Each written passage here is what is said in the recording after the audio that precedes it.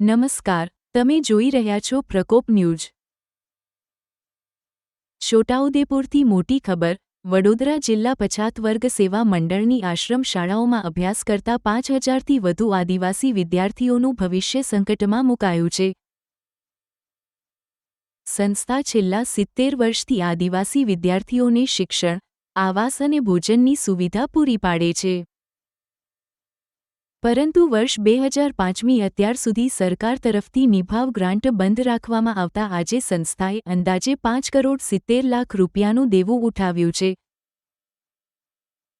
પ્રમુખ અનિરુદ્ધભાઈ પટેલે જણાવ્યું કે જો આવનારા સત્ર સુધી બાકી ગ્રાન્ટ મળી નહીં તો સંસ્થા પાસે વિદ્યાર્થીઓને ભોજન અને જરૂરી ભૌતિક સુવિધા આપવા માટે નાણાં બાકી રહેશે નહીં।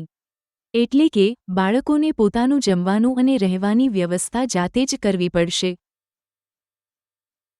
સંસ્થાએ આ ગંભીર મુદ્દે વડાપ્રધાન નરેન્દ્ર મોદી, મુખ્યમંત્રી તેમજ આદિજાતિ વિકાસ મંત્રી કુબેર ડિંડોર સુધી લેખિત રજૂઆત કરી છે। છોટાઉદેપુરના સાંસદ અને ત્રણેય ધારાસભ્યોએ પણ ભલામણ કરી છે, પરંતુ હજુ સુધી કોઈ ઉકેલ આવ્યો નથી।